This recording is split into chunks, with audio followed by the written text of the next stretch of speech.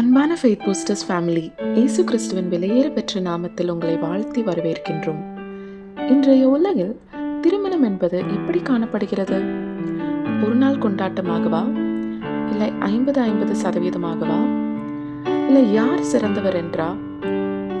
உங்கள் திருமண வாழ்வில் ஒரே விஷயங்களுக்காக மீண்டும் மீண்டும் சண்டையிட்டு சோர்வடைந்து விட்டீர்களா?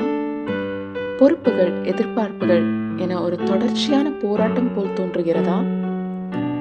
கணவன் மனைவி என்ற உறவு தேவனின் ஒரு அமைப்பு.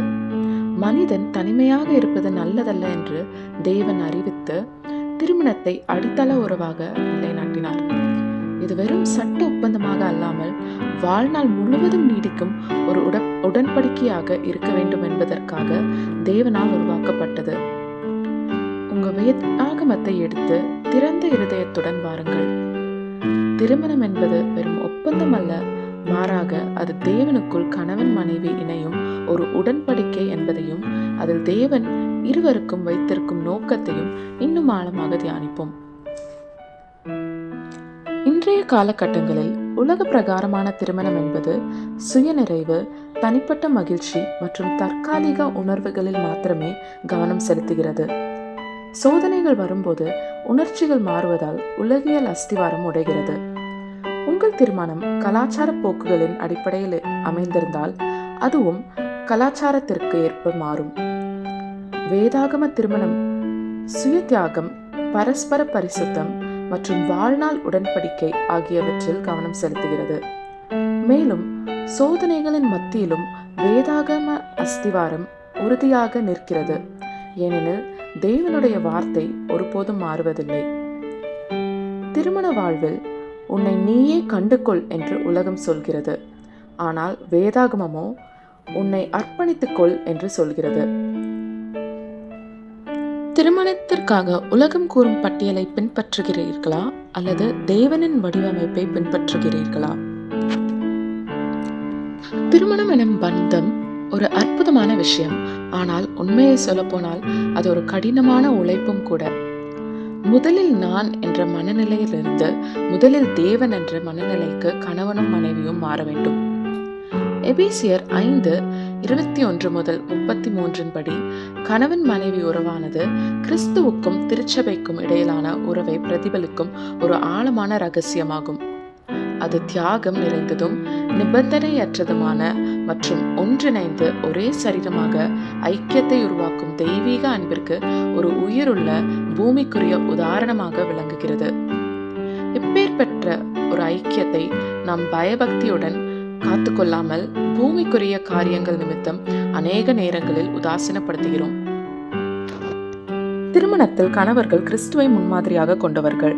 எபேசியர் 5:25-28 மற்றும் 29 படி திருமணமான ஆண்களே கிறிஸ்து திருச்சபை மீது அன்பு செலுத்தியது போல நீங்களும் உங்கள் மனைவியரிடம் அன்பு செலுத்துங்கள்.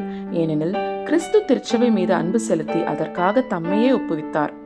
அவ்வாறே கணவர்களும் மனைவியரை தம் சொந்த உடல் என கருதி அன்பு செலுத்த கடமைப்பட்டிருக்கிறார்கள். தம் மனைவியின் மீது அன்பு கொள்கிறவர் தம் மீதே அன்பு கொள்கிறவர் ஆவார்.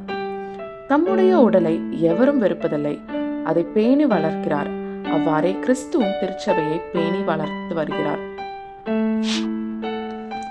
இந்த வசனங்களில் கணவன்மார்கள் தங்கள் மனைவிகளை தியாக மனப்பான்மையுடனும் நிபந்தனையற்ற அன்புடனும் நேசிக்க அழைக்கப்படுகிறார்கள்.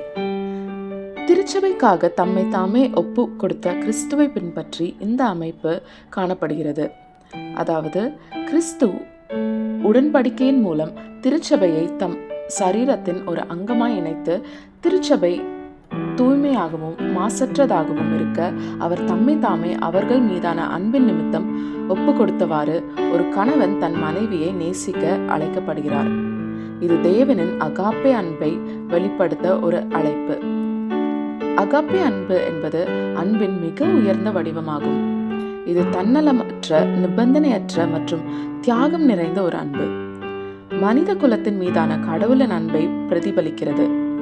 கிறிஸ்து தம் உயிரை திருச்சபைக்காக தியாகம் செய்தது போல கணவர்கள் உணர்ச்சிகளை கடந்து தங்கள் மனைவிக்காக சுகம், நேரம் மற்றும் தனிப்பட்ட ஆசைகளை தியாகம் செய்யும் செயல்களின் மூலம் அன்பை வெளிப்படுத்த அழைக்கப்படுகிறார்கள். மேலும் மனைவியின் நல்வாழ்வு, ஆவிக்குரிய வளர்ச்சி மற்றும் பாதுகாப்பிற்கு முன்னுரிமை அளிக்க வேண்டும். இது ஒரு சுயநல அதிகாரமாக இல்லாமல் தன்னலமற்ற ஊழிய மனப்பான்மையுள்ள தலைமைத்துவத்தை ஒரு கணவன் வெளிப்படுத்த வேண்டும். மேலும் அவர்கள் ஒரே சரீரமானவர்கள் என்ற வெளிப்பாடோடு அவளை காத்து மிகவும் நேசித்து அவளின் சுய மற்றும் ஆவிக்குரிய வளர்ச்சிக்காக நோக்கமுள்ள இருதயத்துடன் செயல்பட வேண்டும்.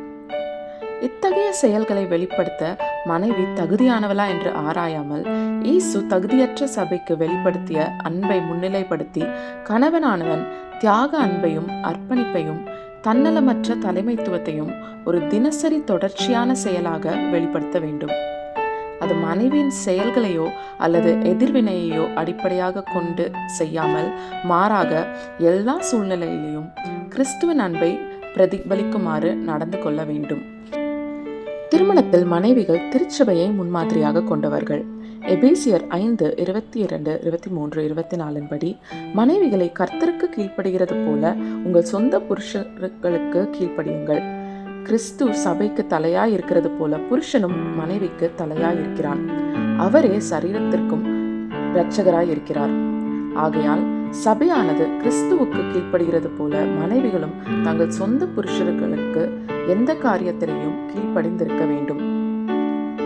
இந்த வசனங்களில் மனைவிகள் தங்கள் கணவன்மார்களுக்கு கீழ்ப்படிய அழைக்கப்படுகிறார்கள். திருச்சபை எப்படி இயேசுவிற்கு கீழ்ப்படிய வேண்டுமோ அதே போல மனைவி தன் உடன்படிக்கை கணவனுக்கு கீழ்ப்படிந்திருக்க வேண்டும். இது ஒரு அடிமைத்தனமான செயல் அல்ல, மாறாக கணவனின் தலைமைத்துவத்தை அங்கீகரித்து ஒரு முழு அன்போடு அர்ப்பணிக்கும் செயலாகும். மேலும் எபேசியர் 5:33 படி மனைவியும் புருஷனிடத்தில் பயபக்தியாய் இருக்க கடவுள் என்று சொல்லப்பட்டிருக்கிறது. அதாவது மனைவிகள் தங்கள் கணவர்களின் கருத்துகளுக்கு மதிப்பளித்து அவர்களின் தலைமைத்துவத்தை பாராட்டி அவர்களுக்கு ஆதரவு அளிப்பதன் மூலம் அவர்களை மதிக்க வேண்டும். இன்றைய உலகம் இந்த கோட்பாடை தவறாக சித்தரித்து மனைவி ஏன் கணவனுக்கு அடங்கியோ கீழ்ப்படிந்தோ இருக்க வேண்டும் என்ற கேள்வியை எழுப்புவதோடு அல்லாமல் அவர்களின் திருமண உறுதிமொழிகளில் இருந்து கீழ்ப்படிவேன் என்ற வார்த்தையையும் எடுத்து அதை வேறு விதமாக மாற்றி அமைத்துக் கொள்கிறார்கள். வேதாகமத்தின் படியான கீழ்ப்படிதல் என்பது நிந்தனைக்கோ அல்லது பாவத்திற்கோ குருட்டுத்தனமான கீழ்ப்படிதல் அல்ல, மாறாக அது கணவனின் பங்கை ஆதரிக்கவும் மதிக்கவும் மற்றும் அதற்கு மதிப்பளிக்கவும் எடுக்கப்படும் ஒரு நனவான முடிவாகும். மரியாதை என்பது அவரது குணநலன்கள் மதிப்பதையும் அவரது முயற்சிகளை பாராட்டுவதையும் மற்றும் குடும்பத்தின் தலைவன் என்ற அவரது பங்கிற்கு மரியாதை அளிப்பதையும் உள்ளடங்கியது. வேதாகமத்தின் படியான கீழ்ப்படிதல் என்பது ஒரு மனைவி தன் கணவனின் தலைமைத்துவத்தை மதித்து திருச்சபை கிறிஸ்துவுக்கு காட்டும் பக்தியை பின்பற்றி தன் பங்கை மனமுவந்து அதற்கு கீழ்ப்படிவது.